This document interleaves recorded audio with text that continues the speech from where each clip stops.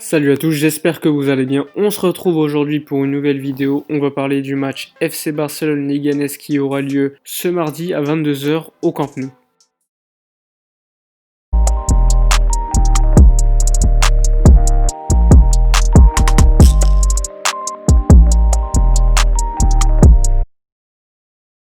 Avant de parler du match contre Leganés, on va revenir quand même sur les derniers jours avec la victoire notamment du Barça à Majorque sur le score de 4-0 qui permet au Barça de garder 2 points d'avance puisque le Real Madrid a gagné hier soir contre Eibar à domicile. Juste après le match, il y a Quique Setién lors de la conférence de presse à Majorque qui a expliqué que De Jong avait demandé le changement, était sorti parce qu'il avait ressenti une gêne musculaire, mais finalement depuis le match il s'est réentré de manière assez normale, donc pas de blessure pour Frenkie De Jong. Quique Setién est évidemment revenu sur l'entrée de Luis Suarez qui n'avait pas rejoué depuis 5 mois, depuis son opération au genou. Quique Setién a donc dit que tout ce qu'avait fait Suarez sur le terrain était très bon. D'ailleurs, Luis Suarez est sur le dernier but de Lionel Messi contre Majorque et évidemment Quique Setién a dit qu'il ne s'attendait pas à voir Luis Suarez aussi fort aussitôt puisque normalement il faudrait quand même un certain temps pour que le joueur atteigne son niveau normal. Quique Setién a également dit une chose intéressante puisqu'il y aura pas mal de matchs qui vont se suivre à un rythme assez soutenu. Il a dit qu'il allait faire pas mal de rotations lors des prochains matchs, l'objectif étant que l'équipe reste à un niveau assez équilibré afin de pouvoir être suffisamment compétitif pour gagner les matchs. Donc ça serait pas étonnant de voir pas mal de joueurs qui d'habitude n'ont pas un temps de jeu conséquent jouer plus que d'habitude. D'ailleurs ça pourrait permettre à des joueurs comme Martin Braithwaite de montrer qu'il peut avoir un rôle important pour l'équipe. De toute façon l'objectif final c'est vraiment d'avoir une équipe compétitive à chaque match en faisant participer le maximum de joueurs afin d'éviter évidemment les blessures. Contre Majorque, ça faisait quand même 3 mois qu'on n'avait pas vu le Barça jouer, donc on va pas être aussi exigeant que si ils enchaînaient les matchs. Par contre, on a vu quand même certains points positifs. J'ai vu certaines séquences très intéressantes au niveau du pressing en première mi-temps, et même au niveau offensif, il y a une séquence qui m'a énormément plu, qui a d'ailleurs résulté sur le 3e but du FC Barcelone, le but de Jordi Alba. Si on revoit l'action au départ, on voit que Martin Braithwaite aspire 3 défenseurs de Majorque, mais il ne les inspire pas n'importe comment, il les inspire dans l'axe, ce qui permet à Jordi Alba, qui est sur le côté gauche, de pouvoir prendre la profondeur derrière ces 3 défenseurs aspirés. Le second but, c'est également le fruit d'un travail collectif, mais il est différent. On n'a pas l'habitude de voir le Barça combiner comme sur le second but à Majorque, puisqu'il y a quand même 2 têtes qui se passent dans la surface pour faire une passe décisive finalement à Martin Braithwaite qui marque. Si on revoit l'action, il y a quand même 5 joueurs du FC Barcelone dans la surface de Majorque. De toute façon, de manière générale, à Majorque, le Barça a attaqué en bloc. À part quelques fois où on voyait que Messi ou un autre attaquant était vraiment seul et devait attendre du soutien, on a vraiment vu à chaque fois 4, 5, 6 joueurs qui se projetaient dans une certaine zone pour amener quand même du surnombre face à la défense de Majorque. Alors évidemment, tout n'a pas été parfait à Majorque, il y a eu des problèmes défensifs, même si le Barça n'a pas souffert énormément, Majorque a quand même créé des occasions assez dangereuses. D'ailleurs, en lisant la presse espagnole, je me suis rendu compte que hors le match à Majorque, ça faisait depuis décembre que le Barça encaissait à chaque fois des buts à l'extérieur. D'ailleurs, en décembre, c'était contre l'Atlético Madrid, le Barça avait gagné le match 1-0, c'était un match très refermé,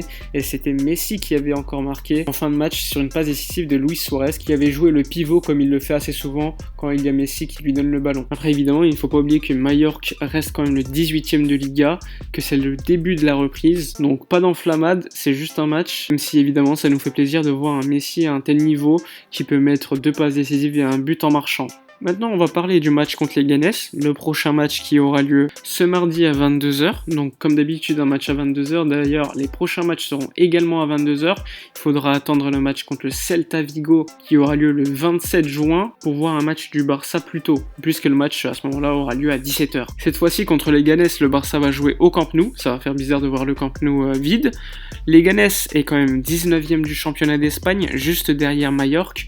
Donc, ça va pas être un match de haut niveau à mon avis. Encore une fois, on n'aura pas une adversité folle, surtout que Leganés lors de leur premier match de reprise a perdu 2-1 contre Valladolid alors que Valladolid était quand même 15e. D'ailleurs, il y a quelque chose qui m'étonne concernant Leganés, malheureusement pour eux cette saison ils ont perdu 2 de leurs meilleurs buteurs, puisqu'il y avait Martin Braithwaite qui appartenait à Leganés, qui est donc allé au Barça pour 18 millions d'euros, et il y avait également un autre attaquant qui a quitté Leganés pour le FC Séville, c'est Youssef En-Nesyri, le Marocain. Donc Leganés est quand même orphelin de ses 2 meilleurs attaquants. D'ailleurs, leur meilleur buteur actuellement cette saison, c'est Oscar Rodriguez, un milieu offensif. Cette saison, le Barça a déjà joué contre Leganés 2 fois, une fois en championnat d'Espagne à l'extérieur, donc à Leganés, et une autre fois au Camp Nou lors d'une rencontre de Coupe du Roi. En Liga, le Barça avait gagné 2-1 2-1 chez eux avec notamment un but de Luis Suarez et Arturo Vidal en fin de match, mais il faut savoir que les Leganés menaient au score et c'était le Marocain En-Nesyri qui avait marqué à ce moment-là. En Coupe du Roi, c'était beaucoup plus facile pour le Barça qui avait gagné 5-0 au Camp Nou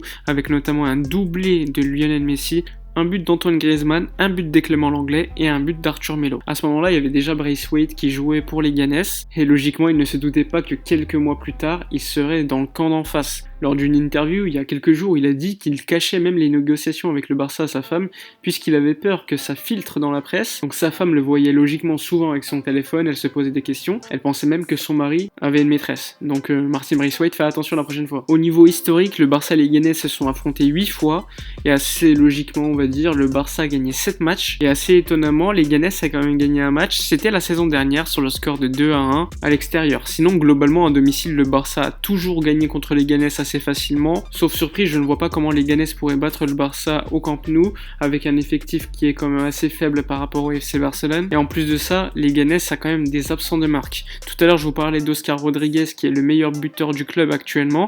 Et ben il ne sera pas là, il est suspendu pour une accumulation de cartons jaunes comme Siovas, le défenseur central qui est quand même assez connu pour ses matchs durs contre le FC Barcelone. Et il y aura également l'absence d'Alexander Szymanowski. Côté FC Barcelone, Jordi Alba, comme vous le savez, lors du match contre Mallorca, qui a pris un carton jaune et est donc suspendu pour ce match. Et comme d'habitude, Ousmane Dembélé, blessé jusqu'à la fin de saison, en tout cas il ne pourra pas participer au championnat d'Espagne puisque Martin Braithwaite est le joker médical. Donc même si Ousmane Dembélé était fit, il ne pourrait pas participer au match de Liga. Il peut participer à la Ligue des Champions puisque Martin Braithwaite ne l'a pas remplacé sur la liste de Ligue des Champions. Vous vous rappelez, lors du match contre le Napoli par exemple, Braithwaite ne pouvait pas jouer. Et au vu des informations qu'on a, je doute qu'Ousmane Dembélé puisse être disponible pour la Ligue des Champions au mois d'août. Donc si on essaie de réfléchir à mettre en place un 11 de départ contre les Leganés, sachant qu'évidemment le Barça va faire tourner, Quique Sétienne l'a d'ailleurs annoncé, faut pas oublier que les Leganés, comme je vous l'ai dit, est 19ème du championnat, donc il n'y aurait aucun problème à faire jouer des joueurs qui jouent beaucoup moins souvent comme Arthur Melo actuellement, ou encore des jeunes comme Riqui Puig, Ansu Fati. Pour moi, il faut les lancer contre les Leganés, sinon jamais ils vont jouer. Il ne faut pas oublier non plus que le prochain match après les Leganés, ça sera contre le FC Séville à l'extérieur. Donc il y aurait quand même un gros intérêt pour le Barça de faire tourner contre les Leganés pour reposer les joueurs importants pour le match contre le FC Séville. D'ailleurs, le FC Séville est revenu assez fort physiquement.